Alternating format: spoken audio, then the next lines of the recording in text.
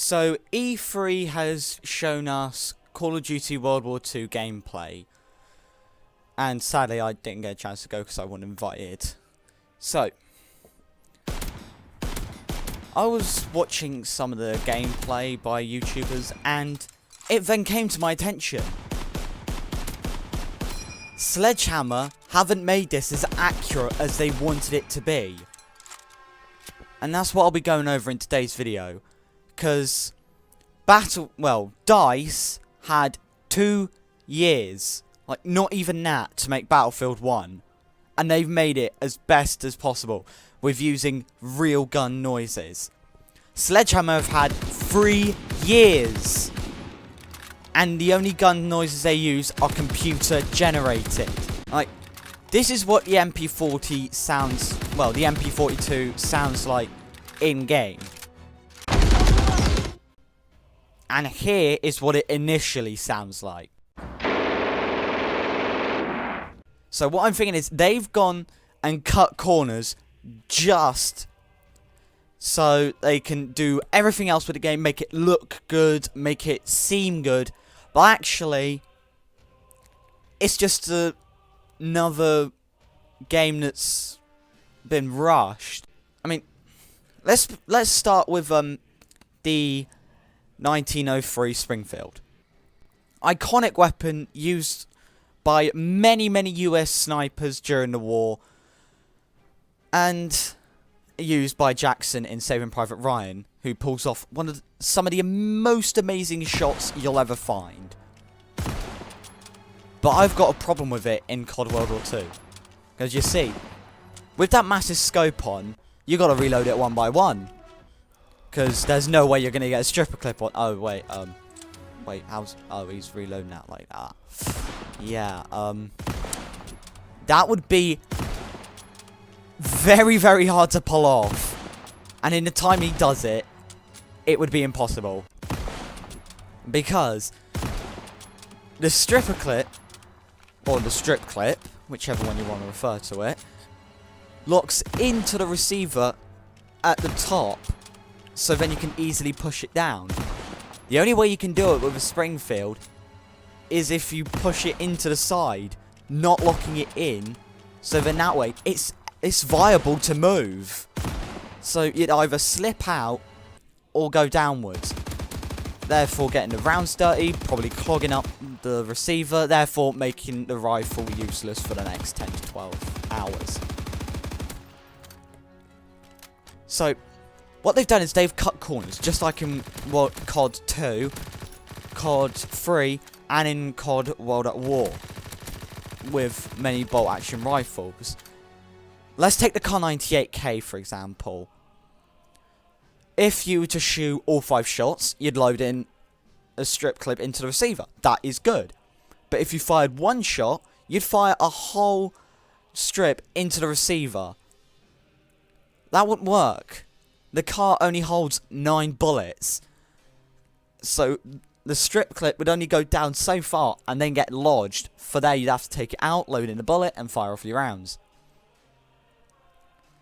You can't just use one reload animation for the whole thing.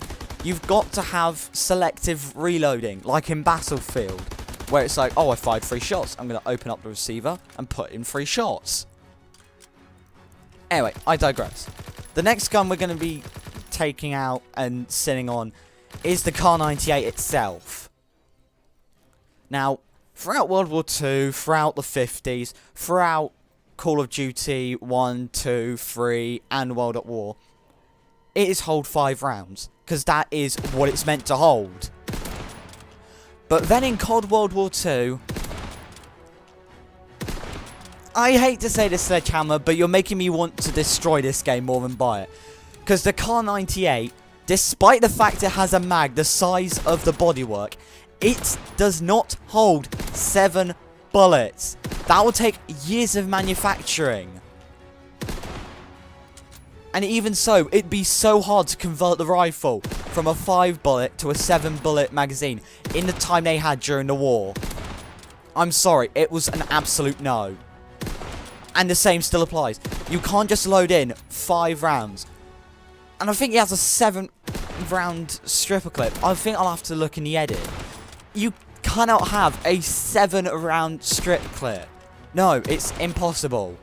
I'm sorry, it's just not. Ugh. God, the comment section is going to blow up. But I'm making my point. So, next on, it's not like gameplay-wise, it's the M1911. Now, I know what you're going to say. It's an amazing pistol, iconic American weapon, used from 1911 all up to the present day. But the mag size. So, it initially has 7 bullets, or 8 if one's already in the receiver. So, the cartridge is the size of the grip. But, with the extended mags, it adds 3 more bullets. So you'd only need like 1 or 2 inches. Not literally double the size of the mag. Now I took the time to make this on amazing editing software called SketchUp to exact scale. Here is what the initial M1911 mag looks like. Here's what it looks like with plus 3 bullets.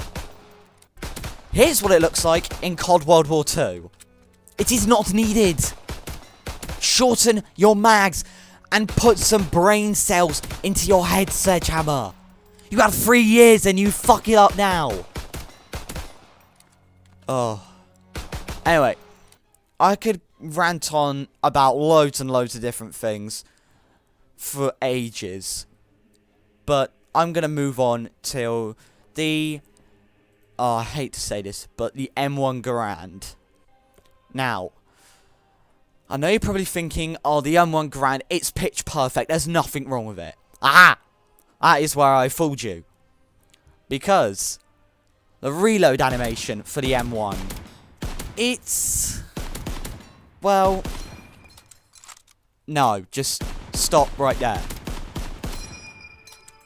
It would literally take under a second for a trained US soldier to reload the M1.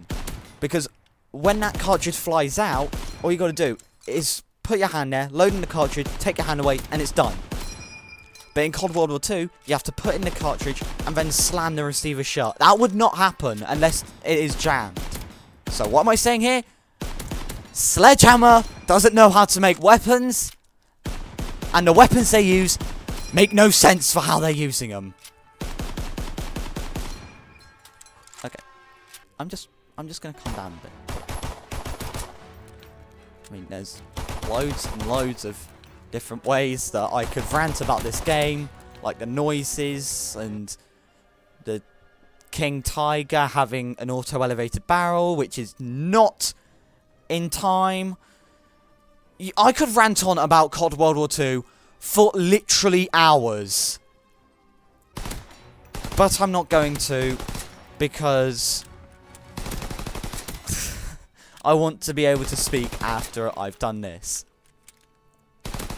So, that is going to be the gun historical inaccuracies for COD World War II. I hope you guys did enjoy. Like, subscribe, comment, all that good stuff. And this is your boy Beast, signing off.